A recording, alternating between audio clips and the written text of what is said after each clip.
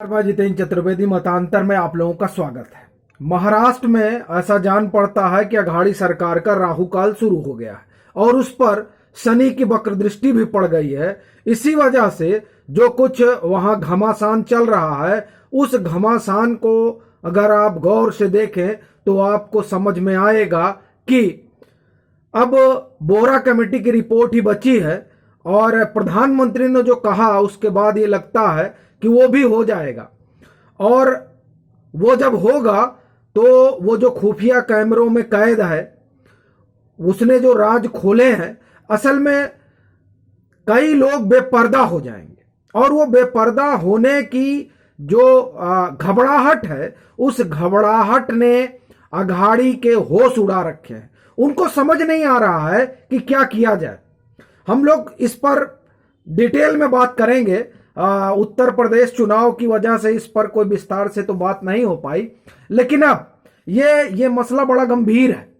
आप देखिए कि 10 मार्च को जो प्रधानमंत्री का वो अपने कार्यकर्ताओं से जो बात करते हैं, दीनदयाल उपाध्याय मार्ग, जो अब भाजपा का जहां नया कार्यालय पहले 1100 रोड पे हुआ करता था, अब 6 दीनदयाल उपाध्याय मार्ग पर है। 1100 करोड़ वाला भी है, लेकिन यहां पर जो है आप देखिए कि 2019 में भी पीएम यहां आए और अब एक तरह से आप कहिए कि औपचारिक तरीके से यहीं पर सारी गतिविधियां होती हैं भाजपा की। तो वहां से उन्होंने 2-3 बातें कही। वो क्या है उसको हम जानते हैं और फिर वो जो खुफिया कैमरे वाली बात है उस पर आएंगे, क्योंकि वो जो डोर है उसी से हम आगे बढ़ेंगे कि यहां क्या दिखाई दे रहा है और असल में ये जो सब चल रहा है इसके क्या राजनीतिक मायने हैं, ये भी हम लोग समझेंगे। तो वहां प्रधानमंत्री ने 2-3 बातें कही जो बहुत लाउड और क्लियर है। एक ये कि भ्रष्टाचारी ये ना समझे कि वो बच जाएंगे, और धर्म का नाम लेकर भ्रष्टाचारी खुद को नहीं बचा सकते और ना उनके नेता उनको बचा सकते हैं। अब आप समझ गए होंगे कि दरअसल प्रधानमंत्री क्या कहना चाहते हैं। उन्होंने यहां तक कहा कि ये लोग तो न्यायपालिका के जो उसका निर्णय रहता है उसे भी कटघरे में खड़ा कर देते हैं। ये एकदम साफ पीएम का जो इशारा है वो महाराष्ट्र में जो चल रही अघाड़ी सरकार है उसकी तरफ है, उसके जो सूत्रधार हैं उनकी तरफ।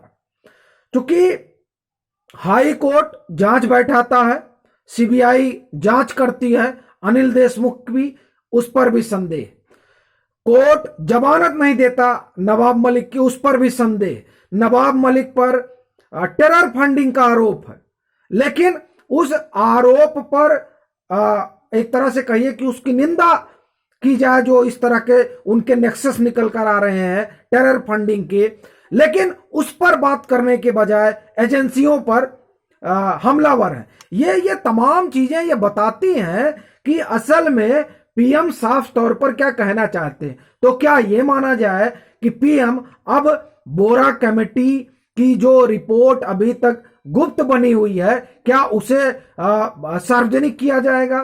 क्या उस रिपोर्ट के अनुसार कार्रवाई हो रही है? सवाल ये भी एक उठता है कि आप इस बात से परिचित हैं कि बोरा कमेटी बनी थी, उसकी रिपोर्ट आई, वो रिपोर्ट अभी तक बाहर नहीं आई, लेकिन उसके साथ ही कुछ गोपनीय फाइलें भी बनी थी नरसिम्हा राव के समय में। ये बोरा कमेटी भी तभी गठित हुई थी।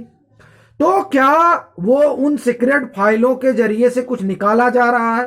क्या बोरा कमेटी में जो कुछ है उसके हिसाब से कोई कार्रवाई हो सकती है? ये तमाम सवाल उठ रहे हैं, क्योंकि प्रधानमंत्री ने दीनदयाल उपाध्याय मार्ग पर स्थित भाजपा कार्यालय से जो बात कही है वो बड़ी महत्वपूर्ण है। और वो बात ये भी बताती है कि क्या कहीं ये जो खुफिया कैमरे से चीजें निकल कर आ रही हैं, वो चीजें वो धागा कहीं वहां तक तो नहीं पहुंच रहा है, कहीं उस बड़ी मछली तक तो नहीं पहुंच रहा है जो बड़ी मछली अभी तक बची हुई है महाराष्ट्र में। ये तमाम सवाल हैं, लेकिन अब एक चीज तो तय है कि जो प्रधानमंत्री कह रहे हैं तो उनका सीधा इशारा है, साफ संकेत है कि जो भ्रष्टाचार करेगा वो बचेगा नहीं। भले आप जांच एजेंसियों को कटघरे में खड़ा करिए। और आप देख ही रहे हैं, अनिल देशमुख का मामला हो तो भी, और नवाब मलिक का मामला हो तो भी निशाने पर जांच एजेंसियां हैं। जैसे जब चुनाव परिणाम अपनी आशा के विपरीत आ जाते हैं तो ईवीएम की इज्जत लुट जाती है, उसी तरह जब ईडी या सीबीआई कोई कार्रवाई करती है और अगर वो आदमी विपक्ष का हो, फिर तो आप समझिए कि न ईडी की खैर है और न सीबीआई की खैर है। उन सबको बता दिया जाता है कि ये कठपुतलियां हैं। बहरहाल, तो ये जो कठपुतलियां हैं, जो जिस तरह का जो दावा किया जाता है, हम उस पर नहीं जा रहे हैं, उनका अपना आरोप है। लेकिन बड़ा सवाल यह है कि वो जो खुफिया कैमरा है, जिस खुफिया जो कैमरा देवेंद्र फडणवीस वहां के विधानमंडल में रखते हैं, वो खुफिया कैमरा बहुत कुछ कहता है। मतलब खुफिया कैमरे में जो बात कैद हुई है वो बहुत कुछ कहती है।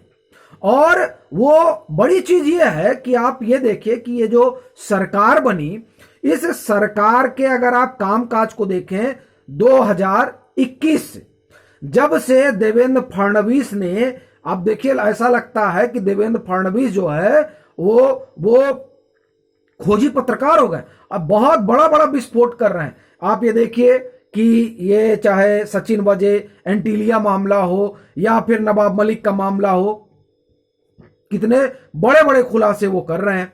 एंटीलिया में आपको मालूम होगा कि एंटीलिया पर जो उनकी प्रेस कॉन्फ्रेंस हुई थी, उसने हड़कंप मचा दिया था।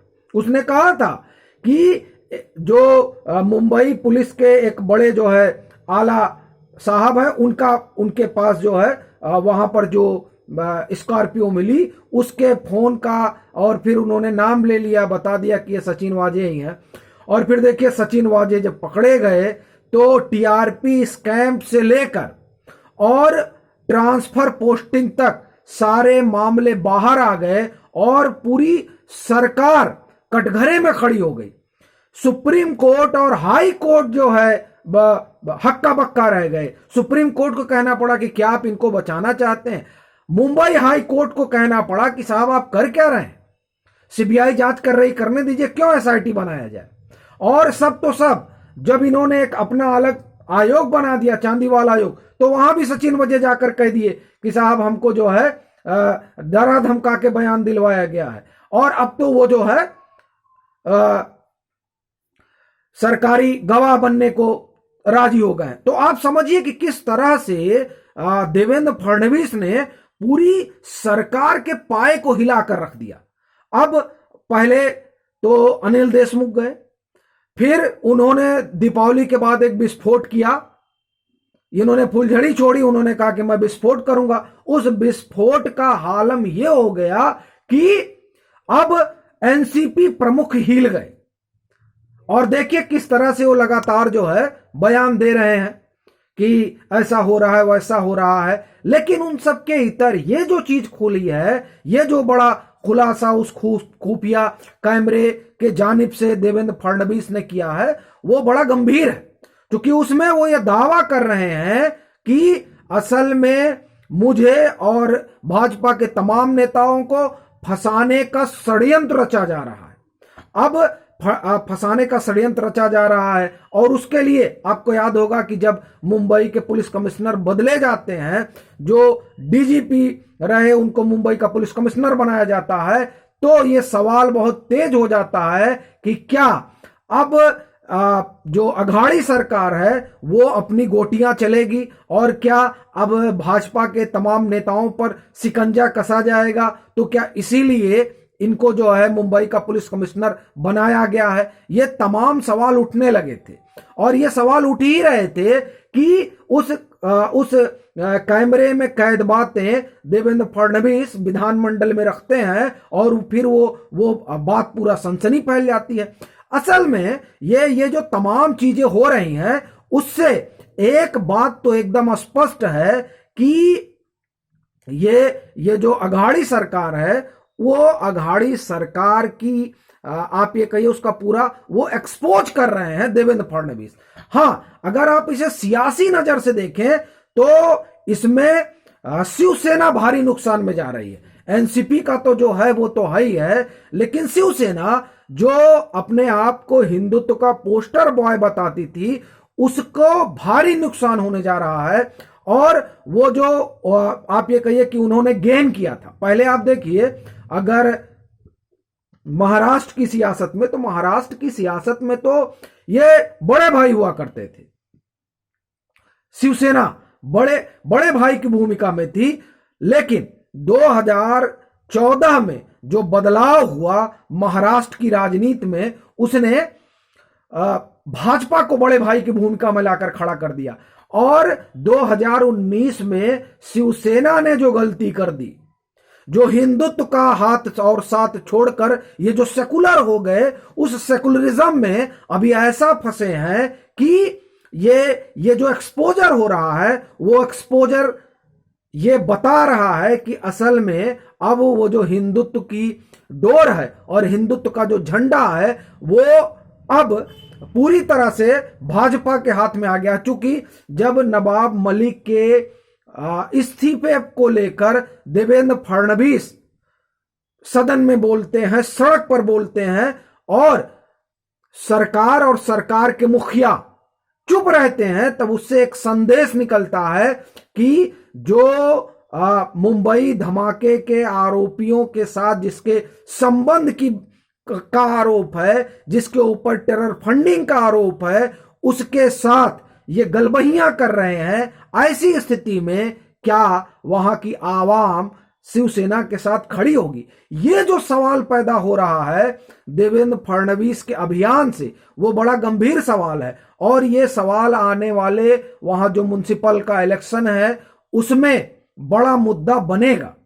और जब ये बड़ा मुद्दा बनेगा और उसी मुंबई में चुनाव होना है, जो मुंबई दहली थी धमाकों में, वहां जब इस तरह के आप ये समझिए कि सभाएं होंगी, इस तरह के आंदोलन होंगे, तो वो स्मृतियां दोबारा जागृत होंगी और ये बात फिर खड़ी होगी कि क्या वाकई में जो शिवसेना है या जो ये सरकार है, ये सचमुच महाराष्ट्र की, मुंबई की से कोई संवेदना रखती है, उनकी ये पैरोकार है। अगर पैरोकार है तो इनको क्यों नहीं हटा रही है, जब नवाब मलिक के ऊपर इस तरह के आरोप है? तो असल में ना हटाने का सीधा कारण है, जो हम लोगों ने इस पर एक बार चर्चा की थी कि मेल टुडे में एक बड़ा अच्छा पीस उनके संपादक ने लिखा था कि असल में वो जो पॉलिटिक्स है सेकुलर वाली, वो जो पॉलिटिक्स है अपीजमेंट वाली, उस पॉलिटिक्स ने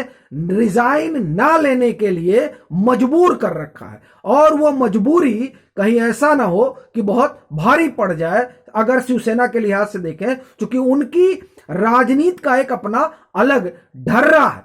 अब उसमें वो जो देवेंद्र फडणवीस जिस तरह से उन्होंने तोप का मुंह घुमा रखा है और तमाम तरह के खुलासे कर रहे हैं, जाहिर तौर पर इससे अघाड़ी को तो नुकसान हो ही रहा है। लेकिन जो शिवसेना का स्पेस था, उसको देवेंद्र फडणवीस की ये राजनीति जिस तरीके से वो कर रहे हैं, वो उस जमीन को और छोटा करेंगे और उस पूरे वो जो पूरा हिंदुत्व की वहां बयार है महाराष्ट्र में, उसको वो कैप्चर करेंगे, ऐसा उनकी राजनीति को देखते हुए लग रहा है। तो मुझे लगता है कि अघाड़ी के लिए बहुत बेहतर समय तो नहीं है, क्योंकि जब शनि राहु केतु सब की दृष्टि पड़ ही रही है, तो आप समझ सकते हैं कि कितना कठिन समय है।